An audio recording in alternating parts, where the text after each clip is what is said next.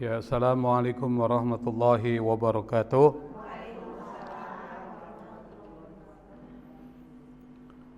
Alhamdulillah, alhamdulillahi rabbil alamin.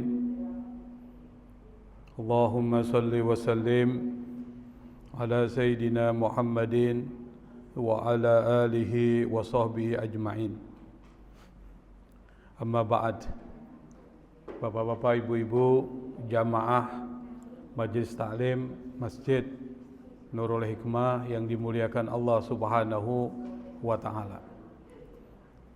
Alhamdulillah, puji syukur kita senantiasa panjatkan kehadirat Allah yang tak henti-hentinya memberikan kepada kita anugerah sehingga kita bisa hadir di satu majelis ilmu yang sangat dicintai oleh Allah dan Rasul-Nya, di tempat yang juga diberkahi oleh Allah Subhanahu wa ta'ala.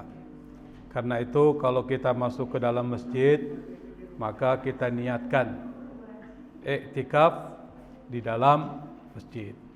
Mari sama-sama kita niat, Bu, ya. Nawaitu al-iktikaf fi hadzal masjid ma dumtu fihi. Nah, kalau kita niat itu, insya Allah pahalanya double.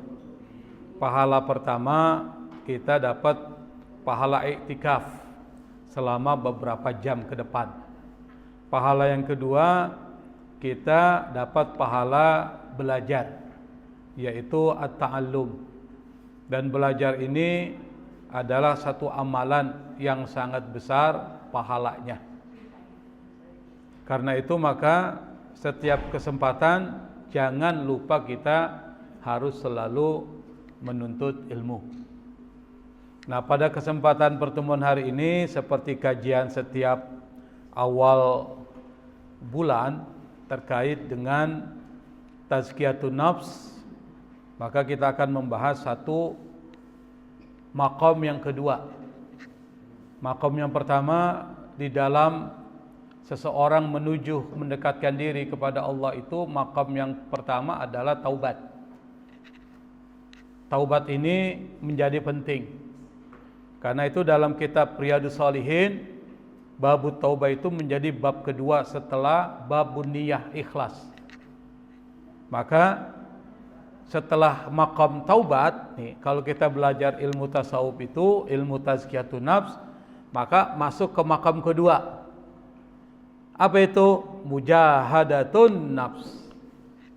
Nah, kita akan bahas nanti. Kita bahas secara pelan-pelan. Karena ilmu yang terkait dengan tazkiyatun nafs itu harus dipahami. Jangan sampai disalahpahami. Kalau disalahpahami nanti bisa sesat.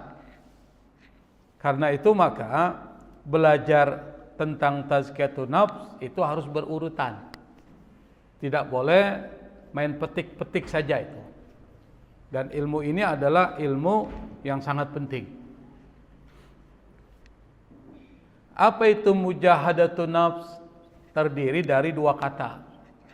Satu mujahadah, yang satu an-nafs. Kata mujahadah itu diambil dari bahasa Arab. Akar katanya jim, ha, dan dal. Jahada. Lalu ketambahan huruf alif di tengah-tengah, jahada. Maka muncul dalam Al-Quran, walladzina jahadu fina lanahdiyannahum subulana.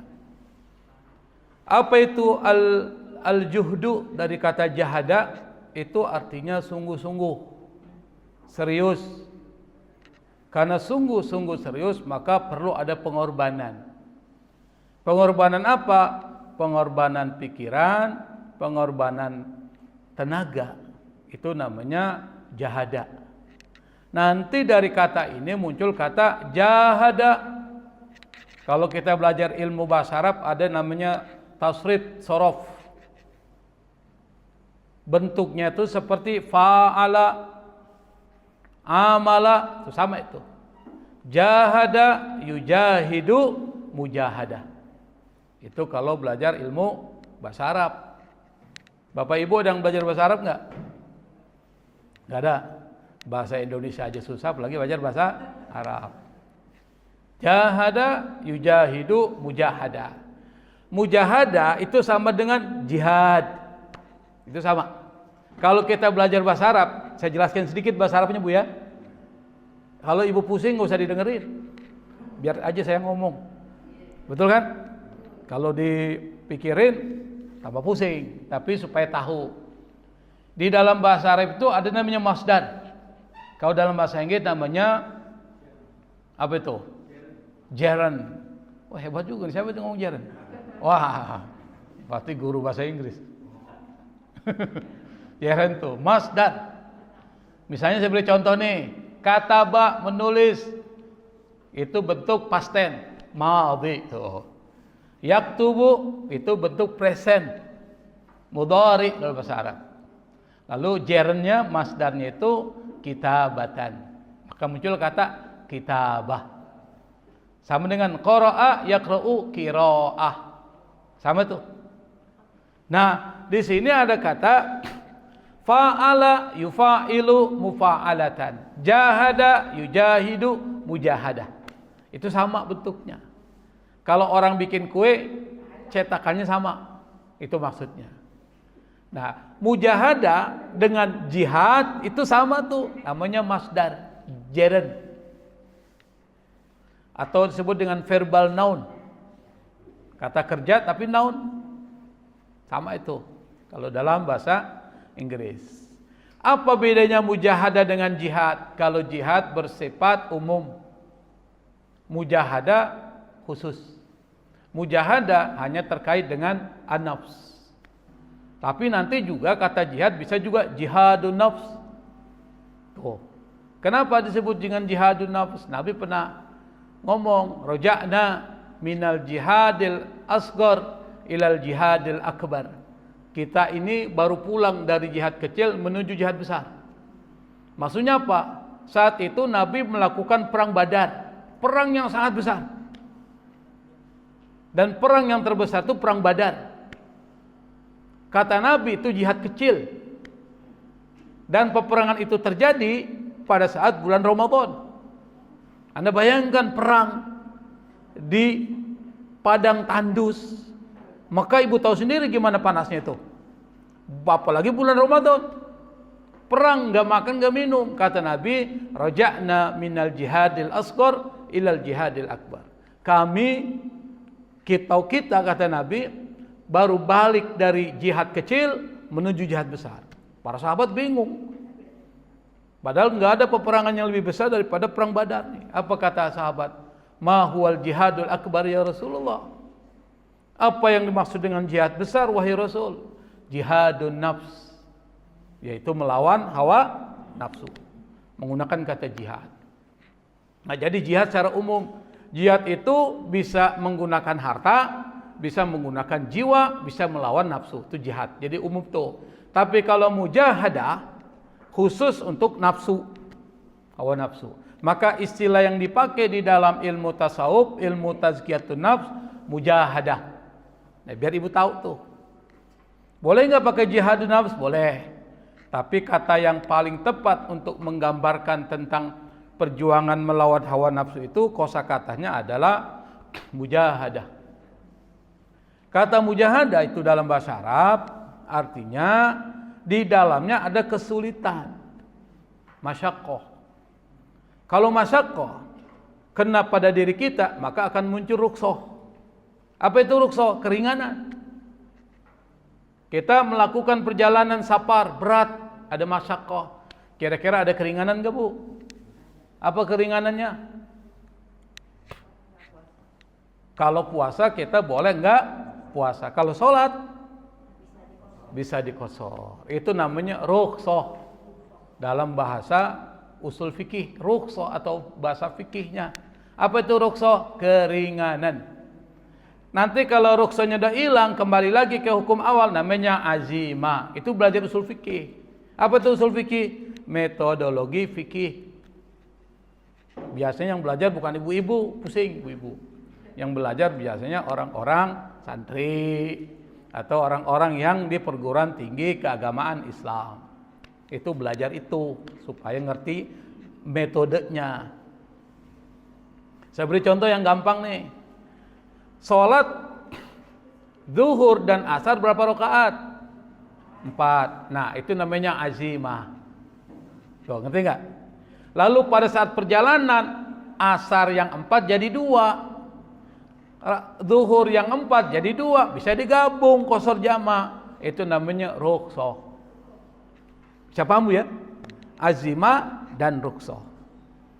Nah, di dalam mujahadah itu harus ada masyaqqah, berat. Makanya orang berperang berat nggak? Berat, harus ngorbanin jiwa, berat Pak. Atau berjuang dengan menggunakan harta, berat nggak? Berat, melawan sifat bakhil dalam diri kita, karena kita cinta harta. Ada nggak di sini yang nggak cinta harta? Nggak ada.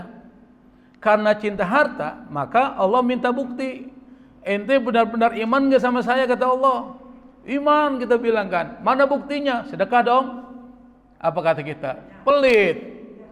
Nggak mau gue keluarin duit lah. Kenapa? Gue capek-capek nyari duit, orang lain yang makan. Tuh, pelit tuh. Nah, makanya pakai menggunakan jihad dengan harta.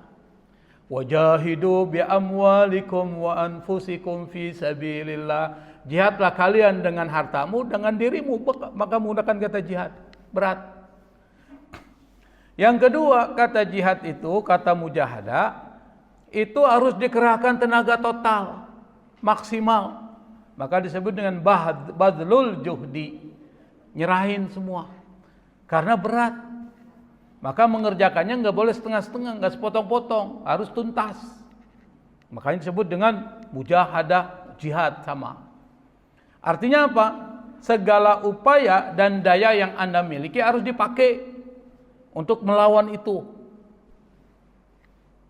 Maka dari kata itu muncul pengertian istilahnya dalam ilmu tazkiyatun nafs. Ilmu tazkiyatun nafs lebih penting Bu dari ilmu lain. Ini mata, kalau orang bilang mata kuliah, ini mata kuliah yang paling penting. Karena ini yang menentukan ibu bagus tidaknya dalam kehidupan. Ini nafs, tazkiyatun nafs. Apa itu makna istilah dari mujahadah supaya kita paham? Karena di dalamnya ada kesulitan, keterpaksaan, dan pengerahan semua tenaga secara maksimal. Maka yang dimaksud dengan mujahadah itu adalah perjuangan.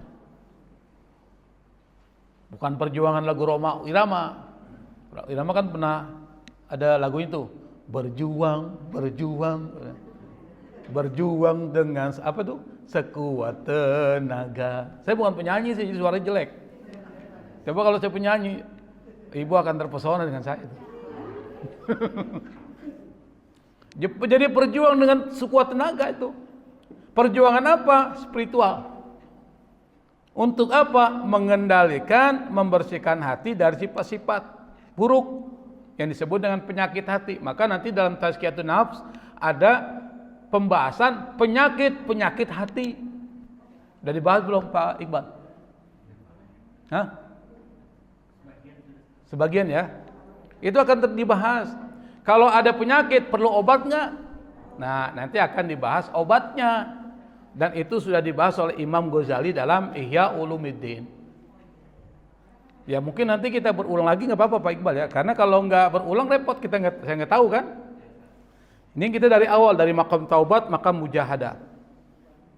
Maka sifat-sifat buruk tubuh itu dihilangin tuh melalui mujahadah. Apa? Malas, sombong, tamak, dengki, rakus, semuanya tuh yang jelek-jelek itu nanti dihilangin. Setelah dihilangkan diganti dengan yang baik. Apa? Ikhlas, sabar, tawakal. Ini namanya obat. Jadi obatnya apa? Ikhlas, sabar, tawakal, cinta kepada Allah, tidak cinta kepada dunia dan seterusnya. Itu nanti jadi obat. Penyakitnya tadi tuh hasad, sombong, dengki itu semua dihilangin. Kenapa? Kalau ibu bapak punya penyakit itu, ibu susah hidupnya. Orang kalau punya sifat sombong, susah hidupnya. Merasa diri paling besar. Punya duit, merasa paling kaya, orang lain dianggap miskin. Karena dianggap miskin, dianggap rendah. Ngomongnya sembarangan enggak? Main hina-hina aja. Miskin, sini lo, gitu. Ya kita memang miskin, tapi jangan ngomong gitu kan, tersinggung kan. Akhirnya banyak musuhnya. Kalau banyak musuhnya, nanti dia mau ngadain apa-apa, nggak ada yang datang. Saya pernah Bu di Jogja, Surabaya. Saya pernah tinggal di Surabaya beberapa tahun, kuliah S3. Saya kos, di bawah saya itu ada yang meninggal. Polisi Bu, polisi. Nggak ada yang datang. Nggak ada yang datang. Akhirnya saya dipaksa untuk datang baca tahlilan. Kenapa? Nggak ada orang. Akhirnya berdua doang kita baca. La ilaha illallah berdua. Jadi seperti orang dialog itu. Saya berpikir gini, kok bisa masyarakat nggak datang? Bisa jadi mereka itu nggak suka. Bisa jadi mereka pernah sakit hati dengan mereka. Makanya hidup jangan bikin sakit hati orang. Hidup itu harus disenangi orang. Kalau orang disenangi, ngadain acara, banyak datang nggak? Banyak orang butuh. Kenapa? Gue kalau nggak datang sama dia nggak enak, orangnya baik banget. Tapi kalau orangnya jahat sama kita, ibu diundang, datang nggak? Gak mau, males gue datang. Sakit hati gue belum hilang nih. Gue dibilang jelek. Emang gue jelek, tapi jangan dibilang jelek dong. Sakit hati nggak Bu? Ibu dibilang jelek, sakit hati nggak?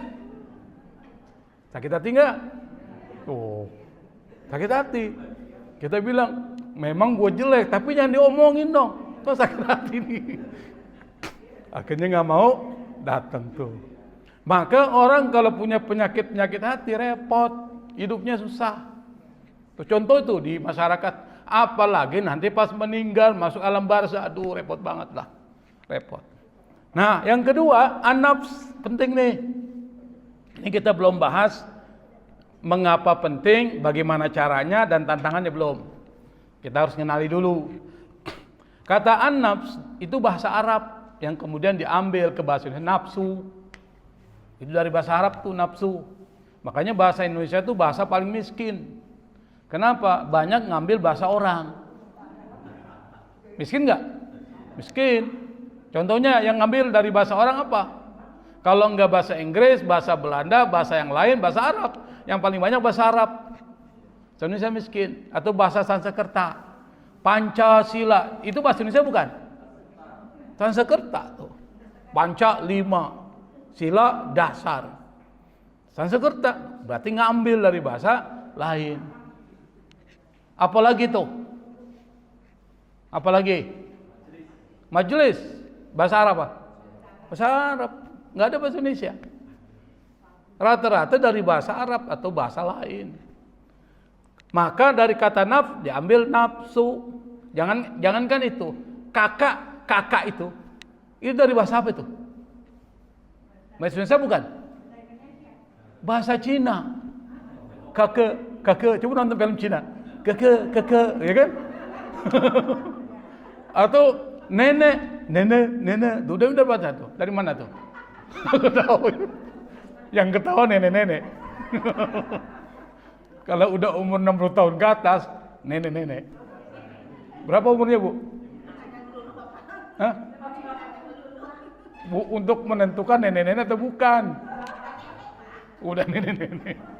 Ngaku dia, akhirnya ngaku juga. Tadi ngomong ngaku, akhirnya ngaku juga. Pokoknya kalau udah punya cucu namanya nenek. Gampang banget memberikan definisi nenek. Punya cucu, nenek. Nah, dalam bahasa Arab kata nafs itu banyak makna. Bisa artinya diri sendiri, ini kita secara pribadi nafs. Makanya ada istilahnya ku anfusakum wahlikum nara. Ku anfusakum, anfus dari nafs, jamak dari nafs. Jagalah diri kalian, maksudnya kita nih secara manusia, diri. Maka menggunakan kata nafs. Saya bilang gini, akal tu hadarus nafsi. Saya makan nasi ini sendiri. Itu pakai nafs. Itu satu.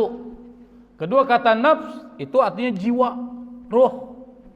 Sesuatu yang immaterial, yang tidak terlihat. Dan ini menjadi sumber. pergerakan Anda, kehidupan Anda itu dari roh. Maka roh menggerakkan kita. Alam dunia ini adalah alam nafs. Roh di belakangnya, roh menggerakkan nafs. Nanti alam barzah, alam roh yang dominan, nafsnya dirinya hilang. Nanti alam akhirat, jasad dan roh bergabung, digabungin dua-duanya tuh. Yang disiksa jasad dan roh. Maka menggunakan kata nafs. Maka muncul dalam bahasa Arab ilmu nafs. Apa itu ilmu nafs? Ilmu jiwa. Apa itu ilmu jiwa? Psikologi. Ini pakai ilmu nafs. Yang ketiga, ini yang jadi bahasan kita. Nafs itu artinya keinginan, hawa nafsu, al-hawa. Pakai hawa. Ingat, Siti Hawa bukan pakai H, pakai H. Siti Hawa. Kalau pakai H itu artinya hawa nafsu, keinginan. Apa itu? Kecenderungan, hasrat, keinginan yang positif dan negatif. Itu namanya an-nafs, nafsu. Nafsu makan, positif enggak? Positif enggak nafsu makan? Positif. Tapi nafsu mencuri? Negatif. Jadi nafs itu kecenderungan, hasrat, keinginan, bisa positif, bisa negatif. Maka hawa nafsu itu bisa positif, bisa negatif. Maka nanti dalam Al-Quran ada yang sebut nafsun mutmainnah, ada nafsun ammarah, ada nafsun lawwamah. Sebutkan dalam Al-Quran, kita bahas. Jadi bertahap supaya kita ngerti. Maka kata an-nafs itu artinya kecenderungan jiwa, hasrat, keinginan yang kadangkala lebih dominan keinginannya itu duniawi, hasrat tuh. Maka muncul namanya hedon.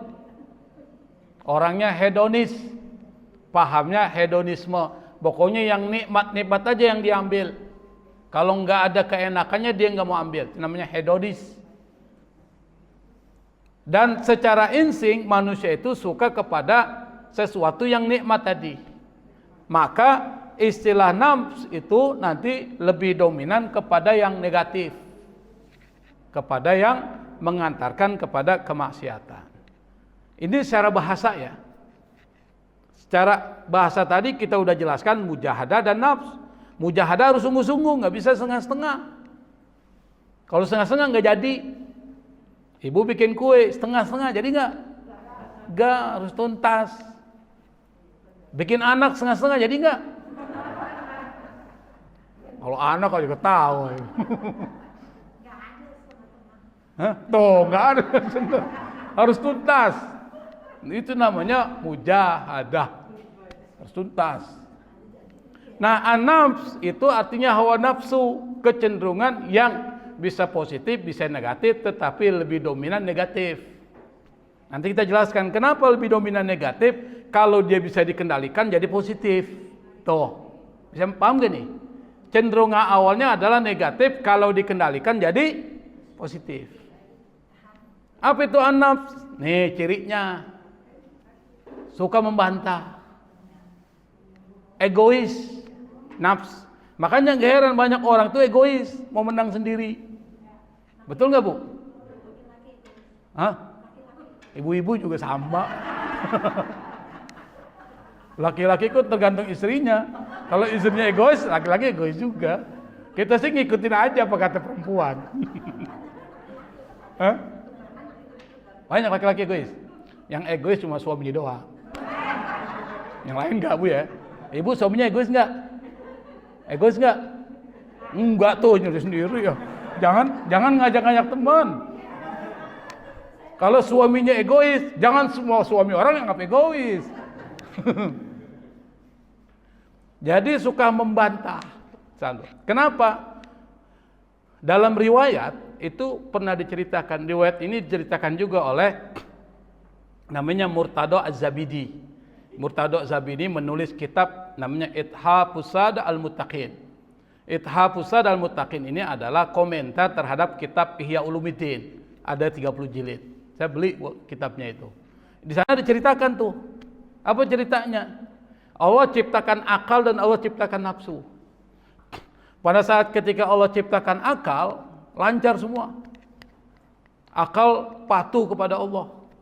Sampai kata Allah, tidak ada sesuatu yang kuciptakan lebih mulia daripada engkau wahai akal. Makanya Allah memuji orang-orang yang berakal dan menggunakan akal pikiran. Dan Allah benci sama orang-orang yang tidak menggunakan akal pikiran, apalagi akal pikirannya sungsang. Apa yang sungsang? Terbalik. Yang salah dia benarin. Siapa? Tuh buzzer itu. Udah tahu keliru, dia cari pembenaran, dia putar-putar supaya ini, itu namanya akalnya sungsang. Allah benci sama orang begitu. Tapi Allah sangat cinta sama orang-orang yang menggunakan akal pikirannya tuh dipakai untuk kemaslahatan. Maka Allah mengatakan, tidak ada satu makhluk yang paling bagus yang aku ciptakan selain engkau wahai akal. Makanya Allah puji tuh orang-orang yang berakal. Apa? Dengan istilah ulul albab, ulun nuha. Itu pujian, gelar. Inna fi khalqis samawati wal ardi wa ikhtilafil laili wan nahari la ayatin li ulil albab. Orang yang menggunakan nih pikirannya, Allah suka. Wa fi anfusikum afala tubsirun, kata Allah, terhadap diri kalian apa kalian enggak memikirkan, enggak mengamati itu. Makanya Allah cinta. Nah, setelah akal diciptakan, nafsu diciptakan. Nafsu. Setelah diciptakan nafsu, dipanggil nafsu. Ya ayuhan nafs, wahai nafsu. Taqaddami, maju. Nafsu dia aja. Ini yang manggil Allah loh, yang nyiptain. Diam aja. Allah bilang, aqbil. Menghadap, diam. Disuruh berbalik, diam juga. Ini kalau anak kita suruh seperti itu, nakal nggak nih? Kita suruh anak nih ambil air minum, nggak mau. Nakal gitu anak. Nakal tuh, badel. Kalau orang sini bilang bangor. Apa bangor? Bangor tuh nakal banget, susah dibilanginnya. Kalau orang Jawa bilang anggel tuturani. Tahu anggel tuturani? Apa itu, Bu? Hah? Susah dibilanginnya anak tuh, susah diatur. Nah, akhirnya Allah marah. Allah marah, lalu Allah hukum. Tapi sebelum Allah hukum, Allah konfirmasi dulu. Allah maha adil, maha demokratis. Enggak langsung menghukum begitu. Allah tanya, ya nafs, wahai nafsu, man anta wa man ana? Siapa kamu, siapa saya? Apa kata nafsu? Anta, ana. Kalau orang sini bilang, lu, gua. Oh, bayangin tuh. Yang nyiptain Allah. Nafsu tuh membantah itu. Akhirnya Allah hukum karena membantah. Allah nggak akan hukum orang kalau dia tidak membantah Allah. Dihukumnya apa? Dibakar. Berapa lama? Satu riwayat mengatakan 100 tahun dibakar di neraka. Bayangkan neraka. Berarti neraka udah ada dong sebelum manusia ciptakan. Udah Allah ciptakan. Disiapin. Surga juga sama, Allah sudah ciptakan. Menurut aliran kalam atau teologi Islam berbeda pendapat. Ada mengatakan belum diciptakan. Mu'tazilah bilang belum. Kalau Ahlus Sunnah wal Jamaah mengatakan sudah. Siapa Ahlus Sunnah wal Jamaah? Asy'ari, Maturidi. Kita Asy'ari nih. Saya Asy'ari, kalau ibu saya nggak tahu. Ibu apa, Bu? Nggak tahu. Pokoknya ikut aja Ustadz lah. Kalau Ustadz Asy'ari, kita Asy'ari juga lah. Itu namanya ikut-ikutan. Harus belajar juga. Nah, disiksa selama 100 tahun di neraka. Api disiksa, biasanya orang kalau disiksa kan kapok tuh. Kapok nggak, Bu? Anak kalau dihukum kapok dia. Dihadapkan lagi sama Allah. Ditanya, pertanyaan sama. Man anta wa man ana? Siapa engkau, siapa saya? Udah disiksa ini. Apa kata nafsu? Anta, ana. Bayangkan tuh. Lu, gua, nggak ada hubungan. Tuh. Allah marah. Dihukum lagi, tapi hukumannya beda. Apa hukumannya? Dikasih lapar 100 tahun. Lapar. Nafsu dikasih lapar, berarti nafsu butuh makan. Setelah selesai dihukum selama 100 tahun dikasih rasa lapar, dihadapkan kembali, ditanya dengan pertanyaan sama. Man anta wa man ana? Siapa engkau, siapa saya? Apa kata nafsu? Anta rabbi wa ana abduk. Engkau Tuhanku, aku hambamu. Ternyata nafsu itu kalah dengan lapar. Makanya kita diwajibkan puasa untuk melawan hawa nafsu. Kenapa? Orang kalau puasa lemes. Kalau orang lemes mau ngapain aja nggak enak. Betul nggak Bu? Mau ngomong capek. Dulu waktu kasih makan, tetangga sana diomongin satu kampung, tetangga sini kampung, semua diomongin. Kenapa? Kenyang. Enak ngomong. Pas lapar. Aduh, ada yang datang, gue lagi lapar. Gak mau. Kenapa? Itu nafsu jadi tertekan. Kalau udah tertekan, gak ada energi, gak bergerak. Kalau gak bergerak, lama-lama kalau kita bisa nekan nafsu, yang muncul adalah sifat ketuhanan. Maksudnya bukan sifat sama dengan Tuhan, bukan. Anda menjadi orang yang memiliki sifat-sifat Allah Subhanahu wa Ta'ala. Apa? Membantu orang, Rahman, Rahim, sayang sama orang. Orang kalau puasa dia ingat orang susah. Begini rasanya jadi orang susah ya. Lapar. Maka ketika dilihat ada orang susah, simpati dia. Muncul empati itu. Kalau habis orang simpati pasti dia dibantu tuh. Itu dari puasa. Itu tujuan puasa sebenarnya itu memunculkan sifat empati sama orang. Dan juga membuat diri kita menjadi lebih rapih, teratur. Bukan cuma kesehatan badan, itu udah pasti. Tapi kesehatan akhlak itu yang penting. Yang kedua, sifat nafsu itu adalah suka ngajak kepada kejahatan. Innan nafsa la ammaratum bisu. Kata Nabi Yusuf nih kita cerita Nabi Yusuf nih. Ini kan kalimat dari Nabi Yusuf. Wa ma ubarri'u nafsi innan nafsa la ammaratum bisu illa ma rahima rabbi. Kan ada kan? Aku tidak akan ikuti hawa nafsuku, kata Nabi Yusuf. Kenapa? Innan nafsa la ammaratum bisu, karena nafsu benar-benar mengantarkan kepada kemaksiatan. Illa ma rahima rabbi, kecuali nafsu yang dirahmati Allah. Itu nafsu mutmainnah tuh. Kenapa Nabi Yusuf mengatakan demikian? Banyak sejarahnya. Apa sejarahnya? Nabi Yusuf digoda oleh siapa? Perempuan. Dan perempuan ini kalau goda kita pasti kita kalah. Kenapa? Pertama, dia cantik. Zatu jamal. Kedua, zatu mansib, dia punya status. Orang-orang yang punya status kebangsawanan. Yang ketiga, zatu mal, punya harta yang banyak. Pak Iqbal misalnya digoda sama perempuan cantik, kaya, apalagi punya status, kira-kira kuat nggak? Nggak mungkin. Nggak mungkin kan? Datang Luna Maya. Luna Maya lagi. Kenapa nih bibir ngomong Luna Maya ya? Ada si A cakep banget lah. Datang godain. Susah itu kita bisa selamat, susah itu. Nabi Yusuf itu digoda loh. Kalau Nabi Yusuf ikutin hawa nafsu, kena dia. Apa kata Nabi Nuh? Awalnya dia ingin. Falamma hammat bihi wa hamma biha, itu dalam Al-Quran surat Yusuf. Ketika perempuan itu yang bernama Siti Zulaiha punya keinginan kepada Nabi Yusuf, wa hamma biha, kata Allah Nabi Yusuf pun punya keinginan. Kenapa? Wajar sebagai manusia, wajar. Naluri. Tapi Nabi Yusuf kemudian laula ar-ra'a burhana rabbi, kalau seandainya dia kata Allah tidak melihat petunjuk dari Allah, pasti dia akan ikut apa yang jadi kemauan Siti Zulaiha. Apa dia bilang? Lebih baik saya masuk penjara. Rabbi as-sijnu ahabbu ilayya mimma yad'unani ilaihi. Kata Nabi Yusuf, as-sijnu ahabbu ilayya, penjara lebih aku cintai daripada ikut kemauan mereka tuh para perempuan-perempuan tadi tuh. Bayangkan, kenapa? Nabi Yusuf tuh gantengnya nggak ada ngalahin.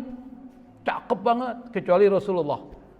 Jadi Nabi yang paling ganteng selain Rasulullah adalah Nabi Yusuf. Sampai seorang perempuan Siti Zulaiha yang punya zatu jamal wa mansib wa mal, yang punya wajah yang cantik, harta yang banyak dan bangsawan, sampai tergoda dengan orang seperti Nabi Yusuf yang dijadikan sebagai pelayan dia, termasuk sebagai anak angkat yang melayani. Tergoda. Kenapa? Saking gantengnya. Sampai perempuan ngomongin, masa sih Siti Zulaiha terpesona dengan pembantunya? Kenapa? Menurut mereka nggak pantaslah seorang bangsawan tuh. Kata Siti Zulaiha, lihat nih, diundang mereka tuh, ya kan? Ceritanya gitu kan? Diundang tuh ngumpul perempuan-perempuan bangsawan yang ada di Mesir. Dikasih pisau dengan buah-buahan, sikit. Setelah mereka lagi enak-enak motong buah-buahan nih, Nabi Yusuf suruh keluar. Ukhruj ya Yusuf, keluar. Lewatin doang, lewatin. Nih, bukan cuma duduk diri, nggak lewatin doang. Pas dia lewat, begini semua nih. Oh, apa yang terjadi apa? Buah apel yang dipotong tangannya tuh. Apa mereka mengatakan? Hadza malakun karim. Ini bukan orang nih, malaikat. Berarti orang yang tampan itu digambarkan oleh perempuan itu sebagai malaikat. Kenapa? Malaikat itu cakep, indah. Kalau setan jelek. Kalau malaikat cakep tuh. Namanya setan jelek dia. Tapi malaikat cakep tuh. Kalau ingin lihat setan, ya dari bangsa jin kan setan. Lihat kuntilanak lah. Lihat genderuwo. Genderuwo, ibu pernah lihat genderuwo? Pernah lihat? Pernah lihat? Nanti saya kasih lihat nanti genderuwo. Nanti malam muncul lagi. Tuh. Cakep dia. Maka ungkapan orang-orang Mesir saat itu, hadza malakun karim. Ini sih bukan orang, ini sih malaikat nih. Tuh, saking tampannya. Karena Nabi Yusuf nggak mau lagi nanti jadi persoalan, dia masuk penjara aja lah. Nah, setelah selesai singkat kata, singkat cerita keluar dari penjara, apa dia bilang? Wa ma ubarri'u nafsi innan nafsa la ammaratun bisu. Aku tidak mau ikuti nafsuku, karena nafsu selalu mengantarkan kepada kemaksiatan. Tuh, kalau kita mau ikut Nabi Yusuf selamat tuh. Apa reward yang Allah berikan kepada Nabi Yusuf? Apa balasan yang diberikan kepada Nabi Yusuf? Apa? Nabi Yusuf diangkat sebagai nabi, Nabi Yusuf diangkat menjadi orang terhormat di negara Mesir saat itu. Allah muliakan dunia dan Allah muliakan akhirat. Tapi dia minta sama Allah, tawaffani musliman walhiqni bisalihin. Ya Allah, matikan aku dalam keadaan muslim dan hubungkan aku, kumpulkan aku dengan orang-orang saleh. Nabi Yusuf minta sama Allah dimatikan. Kalau yang minta kematian itu adalah para nabi, nggak masalah. Tapi kalau kita jangan minta mati. Ya Allah, matikan saya. Kalau dimatikan repot. Yang kita minta adalah mati dalam keadaan husnul khatimah. Gitu yang kita minta. Jadi ciri dari nafsu itu selalu mengantarkan kepada keburukan. Itu kedua. Yang ketiga, nafsu itu nggak pernah puas. Kalau dikasih minum 1 gelas, minta 2 gelas. Itu nafsu tuh.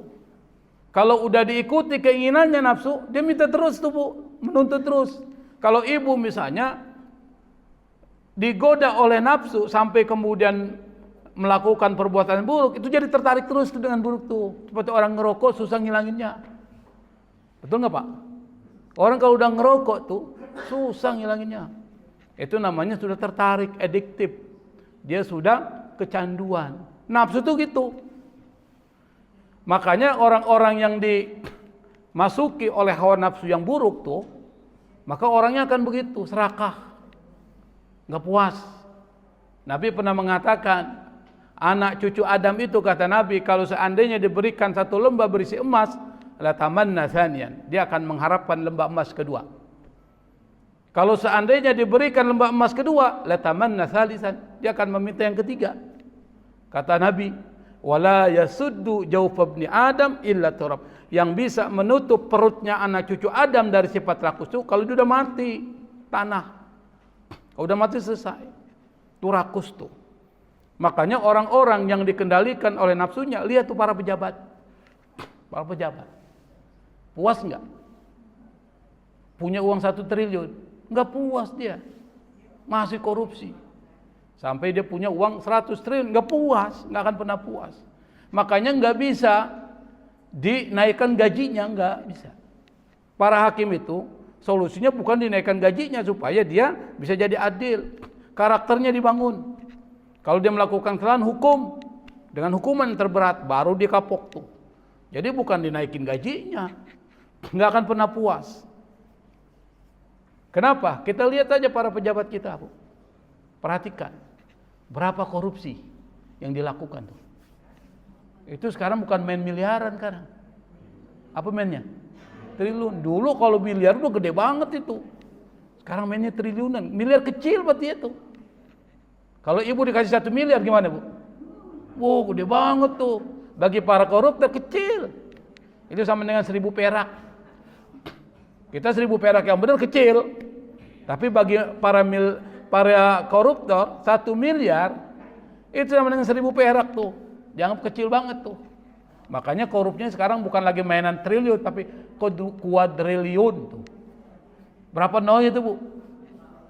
Kuadriliun berapa nolnya? 12 itu miliar 9 miliar berarti 12. 12, Bu. Nolnya 12. Bayang nggak? Nggak bisa bayangin saya. Sekarang main korupsinya gitu. Nah, karena karakteristik dari nafsu yang suka membantah, mengajak pada kemaksiatan, tidak pernah puas, maka kata Allah, nafsu itu musuhmu yang nyata. Kalau dia musuh, jangan ikuti, harus menghindar dan lawan. Tuh, namanya musuh. Jadi musuh kita itu ada banyak yang disebutkan Al-Quran, setan satu. Yang kedua hawa nafsu. Itu musuh tuh disebutkan. Kata Nabi, "A'da aduwika nafsuka allati baina jambek." Musuhmu yang paling dahsyat, yang paling ganas itu kata Nabi adalah nafsu yang ada dalam dirimu. Tuh. Berarti Nabi sendiri mengatakan kepada kita bahwa hawa nafsu itu adalah musuh. Ibu kalau bertemu dengan musuh, apa yang ibu lakukan? Apa yang ibu lakukan ketemu musuh? Pertama menghindar, kedua kalau nggak bisa menghindar, ngelawan. Tuh, artinya apa? Musuh nggak boleh ditemani. Hawa nafsu jangan ditemani. Kenapa? Karena dia bisa menjerumuskan kita. Maka hawa nafsu yang kita lakukan adalah hindari. Kalau kita udah nggak bisa terhindar, lawan dia. Maka melawan hawa nafsu namanya mujahadah. Mujahadatun nafs. Melawan dengan sungguh-sungguh terhadap nafsu. Bisa dipahami nggak, Bu? Bisa ya? Nah, tapi tidak semua nafsu itu semuanya buruk. Secara keseluruhan memang yang dominan nafsu mengantarkan kepada keburukan. Tapi kalau nafsu yang bisa dikontrol namanya illa ma rahima rabbi, kecuali nafsu yang dirahmati Allah. Apa? Maka dalam Al-Quran ada 3 yang dipakai. Apa itu? Yang pertama, an-nafs al-ammarah bisu. Nafsu yang mengantarkan kepada keburukan yang sudah kita jelaskan. Ayatnya surat Yusuf di bawah itu. Bisa kelihatan gak tuh? Bisa ya? Enggak? Kelihatan? Hah?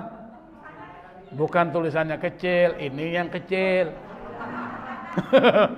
Dan mata ibu yang bermasalah, ya kan? Ini kurang besar nih Pak Iqbal. Dibesarin apa? Dibesarin lagi tuh. Satu ini. Ngumpulin duit supaya apa? Kelihatan gede. Yang kedua namanya an-nafs al-lawamah. La uqsimu biyaumil qiyamah. Ada lagi, wala uqsimu bin nafsil lawamah. Ada kan? Surat apa itu? Surat Alang-alang. Itu di bawahnya ada Al-Qiyamah. Tuh. Masa ibu udah ada tulisannya nggak tahu. al-qiyamah. Itu di bawah tuh.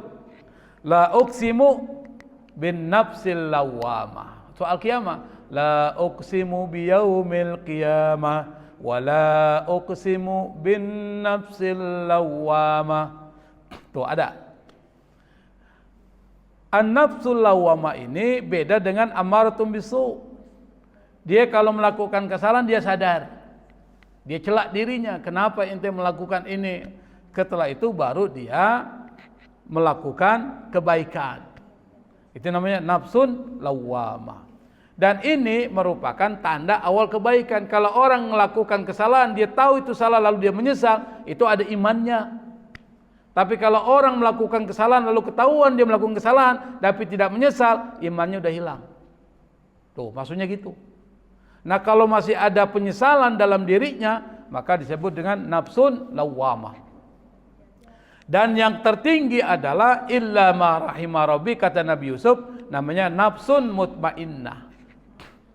Makanya ada satu ayat yang sering kita baca tuh, surah Al-Fajr. Ya ayyatuhan nafsul mutmainnah. Apa? Irji'i ila rabbiki radiyatan mardiyah fadkhuli fi ibadi wadkhuli jannati. Ayat populer tuh. Wahai nafsu yang tenang, jiwa yang tenang. Irji'i, pulanglah engkau ila rabbiki, kepada Tuhanmu yang menciptakan engkau. Radiyatan mardiyah, dalam keadaan puas, mardiyah dan diridhoi. Dalam keadaan senang, puas, ridho dan diridhoi Allah. Jiwanya mana? Jiwa orang beriman. Ketika dia meninggal, maka dia kembali kepada Allah dalam keadaan puas. Apa? Dia sudah selesai melaksanakan tugasnya sebagai khalifatun fil ard, dan dia telah melakukan apa yang diperintahkan Allah dan Rasulnya ketika hidup di dunia. Maka pulang disambut oleh Allah. Tuh. Apa kata Allah? Fadkhuli fi ibadi, masuklah kalian kepada hamba-hambaku yang mana? Yang soleh-soleh. Maka nanti ada namanya alam arwah. Alam arwah. Setelah kita meninggal, kalau ruh kita ini ruh orang soleh, itu akan berkumpul dengan para ruh-ruh yang lain. Apa yang mereka lakukan? Mereka bersenda gurau. Mereka bercerita. Tapi yang soleh, kalau yang enggak soleh, terjebak di dalam kuburannya, disiksa kubur. Tapi yang soleh selamat ketika ditanya oleh malaikat Munkar dan Nakir tentang beberapa pertanyaan, dia selamat. Maka ruhnya itu nanti akan bergabung dengan arwah salihin, rohnya orang-orang soleh dan beriman. Apa yang dilakukan? Mereka tadi bersenda gurau, bercengkrama, bahkan cerita. Kalau ada orang yang meninggal datang ruhnya ditanya, gimana kabar saudara saya di dunia? Ditanya. Makanya nih kalau kita punya keluarga atau orang tua udah meninggal dunia, supaya arwah mereka senang di sana, alam barzah, alam ruh, di Illiyin tuh. Satu tempat namanya Illiyin, Darul Baydha, yaitu tempat yang putih, namanya Darul Baydha, tuh mereka berkumpul. Supaya mereka senang, maka kita harus jadi orang baik. Kenapa? Nabi mengatakan, inna a'malakum tu'radu ala aqaribikum wa asyairikum. Amal-amal kalian ini, kata Nabi ini yang masih hidup, itu akan diperlihatkan kepada kerabatmu, saudara-saudaramu, orang tuamu yang sudah meninggal. Fa in kana khairan, kalau amal itu yang dilihatkan yang bagus, bagus banget, istabsyarubi, maka orang tua kita, kerabat kita yang udah meninggal di alam roh bersama orang-orang soleh, itu akan gembira. Dia cerita tuh, anak gua tuh lihat, dia terusin tradisi gua ini. Gua sering bantuin orang dulu, dia terusin bantuin orang. Gua punya majlis taklim, banyak orang belajar itu dapat pahala, dia terusin, nggak mati tuh. Itu baru anak, dia bikin bangga orang tua. Wa in kana syarran, kalau seandainya yang diperlihatkan itu buruk, kata Nabi nih, Nabi cerita. Apa dia bilang sama Allah? Ya Allah, la tumithum atta tahdiyahum kama hadaitani. Dia bilang sama Allah, ya Allah jangan matikan mereka sampai engkau berikan petunjuk kepada mereka sebagaimana engkau berikan petunjuk kepada kami. Tuh, bayangkan tuh.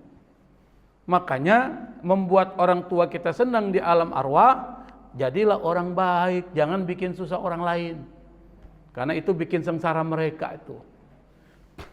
Nah, yang ruh-ruh yang tenang itu berkumpul dengan ruhnya orang-orang soleh. Disebut dengan nafsun mutmainnah, jiwa yang tenang. Kenapa mujahadatun nafs penting? Kenapa ini penting dibahas?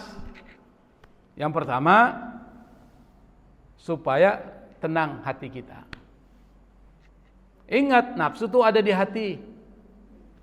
Maka Nabi mengatakan, a'da aduwika nafsuka allati baina jambaik. Musuhmu yang paling dahsyat itu adalah nafsu yang ada dalam hatimu. Berarti di hati. Di hati dia bermain.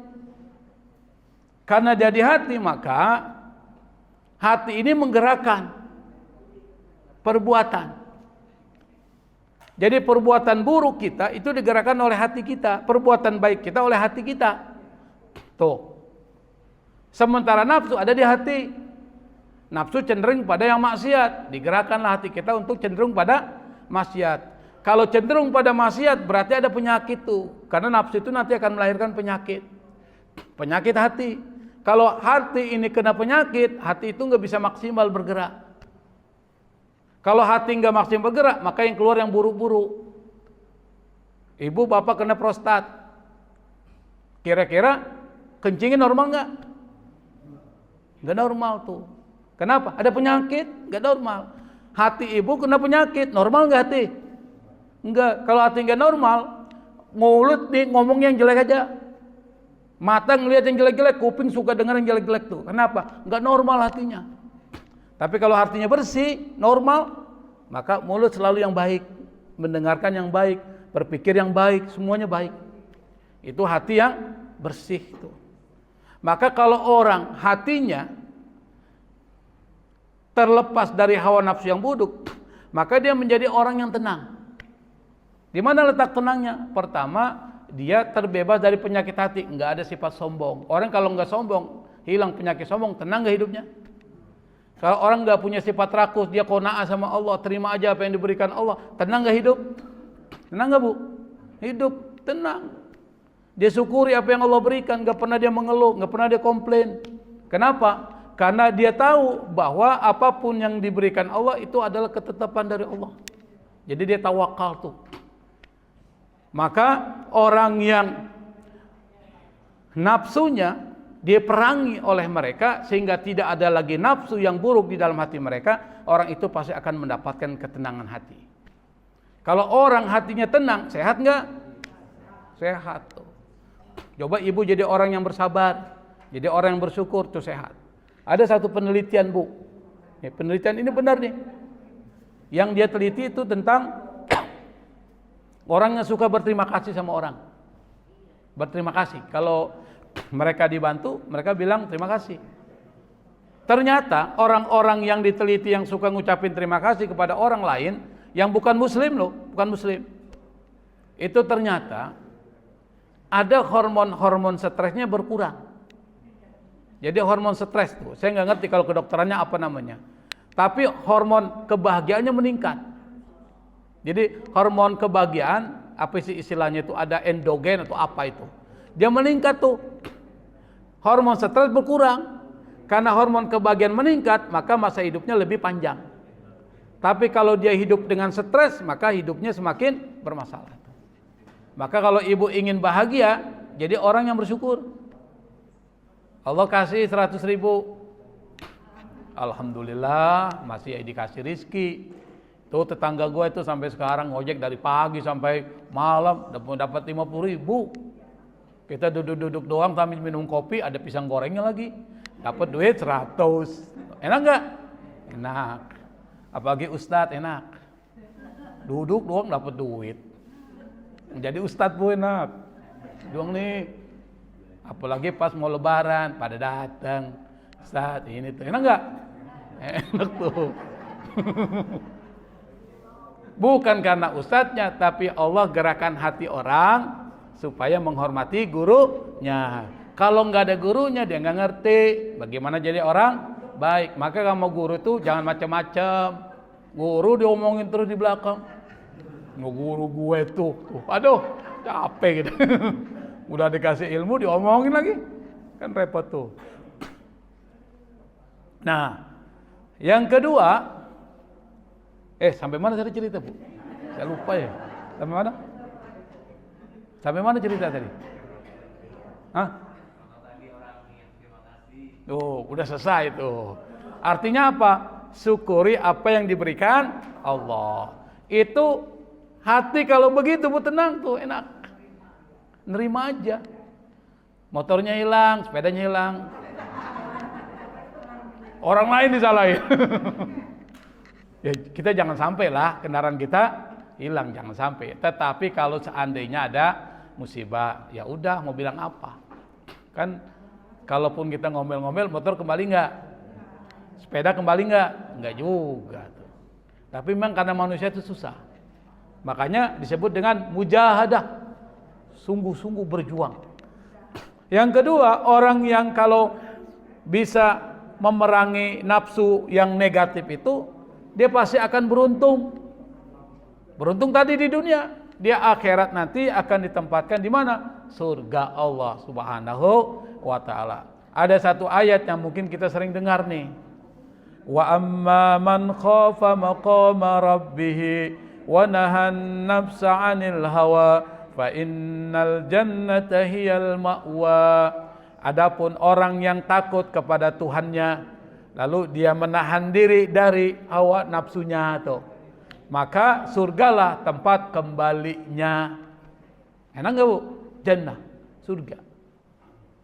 Kata Allah juga, qad aflaha man zakkaha. Beruntung orang yang membersihkan hatinya dari hawa nafsunya. Wa qad khaba man dassaha. Rugi orang yang mengeruhkan dan mengotori hatinya.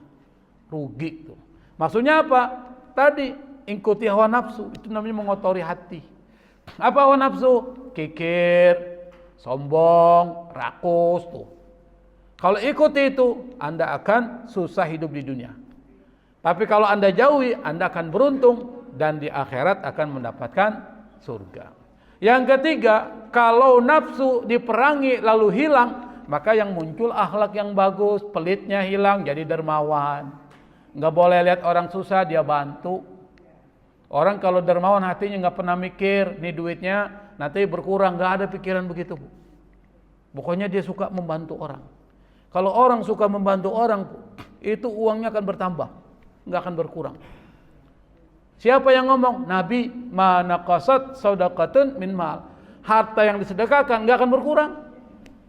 Bal yazdad, tapi bertambah dan terus bertambah. Maka nggak ada tuh orang sedekah jatuh miskin, nggak mungkin. Kenapa nggak mungkin? Karena Allah yang bilang bersedekah itu akan melipat gandakan rezeki kita. Dan nggak mungkin harta berkurang karena sedekah. Nabi yang bilang. Kenapa kita jadi sulit bersedekah? Karena kita selalu mengukurnya dengan matematika kita. Karena di dalam hati kita ini ada sifat tuh. Apa? Sifat pelit. Cinta terhadap dunia. Zuyyina linnasi hubbu syahwati minan nisa wal banin wal qanatiril muqantara minaz zahabi wal fiddah. Kata Allah, dihiasi dalam diri manusia itu apa? Kecintaan terhadap perempuan, anak-anak, kendaraan, harta tuh minaz zahabi wal fiddah, emas dan perak. Karena dia cinta sama hartanya, orang minta dikasih enggak? Ibu punya uang 100.000, saya minta 50.000, dikasih enggak? Ayo sini keluarin. Ustadz ini gitu nanti. Belum tentu tuh. Kenapa? Karena ada sifat bakhil. Tapi kalau orang yang sifat bakhilnya sudah hilang nih, kata Allah, wa may yuqashuha nafsihi fa ulaika humul muflihun. Barang siapa yang terbebas dari sifat pelit, maka dia adalah orang sukses. Itu kata Allah. Ada dua redaksi yang sama dalam Al-Quran. Ayat sama tuh redaksinya. Wa may yuqashuha nafsihi fa ulaika humul muflihun. Barang siapa yang terpelihara, terjaga dari sifat syuh. Syuh itu pelitnya, rajanya pelit. Itu syuh tuh. Kalau pelit bakhil, tapi rajanya bakhil, bahlil. Rajanya bakhil siapa? Bahlil. Rajanya bakhil, syuh. Apa itu syuh? Pelitnya minta ampun. Kalau orang terbebas dari sifat pelit, kata Allah, dia pasti sukses. Maksudnya apa? Kalau orang nggak pelit berarti dermawan. Maka orang dermawan nggak pernah bangkrut dalam hidupnya. Saya berikan contoh terakhir cerita ya. Kita kan sampai jam 10 nih kan. Sampai jam 10. Setelah itu stop. Tenggorokan saya sudah kering nih. Nih ceritanya nih bagus nih. Mungkin kita pernah dengar nama Abdurrahman bin Auf. Pernah dengar Bu? Abdurrahman bin Auf ini orang kaya ini. Kekayaannya luar biasa waktu dia di Mekah. Hijrah ke Madinah. Hijrah di Madinah, semua hartanya ditinggalin, rumahnya, hartanya ditinggalkan. Karena sahabat Nabi itu hebat imannya. Ulaika humus shadiqun, kata Allah, orang-orang muhajirin itu yang hijrah dari Mekah ke Madinah, ulaika humus shadiqun. Mereka adalah orang-orang yang imannya benar. Orang-orang Ansor, ulaika humul muflihun, adalah orang-orang sukses. Kenapa? Suka bantu orang muhajirin. Itu dalam surah Al-Hasyr tuh. Kita ini disebutkan oleh Allah kelompok ketiga. Walladzina ja'u min ba'dihim, mereka yang datang setelah mereka. Yaquluna Rabbana ighfir lana wa li ikhwanina alladzina sabaquna bil iman wa la taj'al fi qulubina ghillan lil ladzina amanu rabbana innaka ra'ufur rahim. Mereka yang datang setelah mereka mengatakan, ya Allah minta ampun. Ampuni mereka, ampuni kami, jangan jadikan sifat hasad, iri hati, dengki sama orang-orang beriman. Kita ini kelompok ketiga yang disukai Allah. Ya, siapa mereka? Yang suka doain orang yang sudah meninggal. Tuh. Jadi minal mu'minin wal mu'minat, doanya tuh. Doain. Itu termasuk kelompok ketiga. Nah, kelompok pertama ini muhajirin, ulaika mushadiqun. Siapa? Abdurrahman bin Auf ketika hijrah dari Mekah ke Madinah, semua hartanya dia tinggal. Jadilah orang-orang yang enggak punya harta. Sampai kemudian dipersaudarakan dengan Sa'ad bin Ubadah, orang kaya dari Madinah.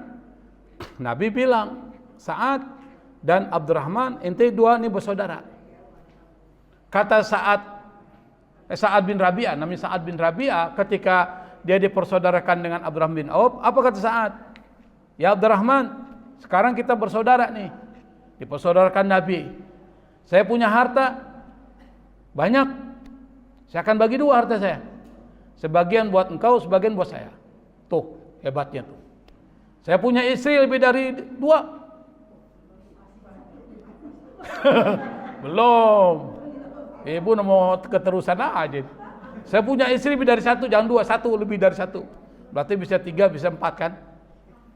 Kau pilih, mana yang kau suka. Nanti saya ceraikan, kau bisa nikahi. Enak gak punya teman gitu? Enak gak? Enak tuh. Itu saudara tuh. Itu orang Ansor tuh. Bayangkan Ansor begitu. Tapi Abdurrahman bin Auf bukan kayak kita. Kalau kita ditawari begitu, Pak Najib misalnya ditawari, misalnya Pak Najib nih, kira-kira goyang nggak? Ada istri nggak Pak Najib? Ada istri sini. Alhamdulillah. Berarti nggak ada ngomelin Pak di rumah. Kalau Pak Najib ditawari, saya punya harta dua, harta ini kita bagi dua. Oh, alhamdulillah, kasih lebih dikit dong. Wah, kami gitu kita kan. Ada istri saya, alhamdulillah. Senang kan? Abdurrahman Auf nggak begitu. Apa dia bilang?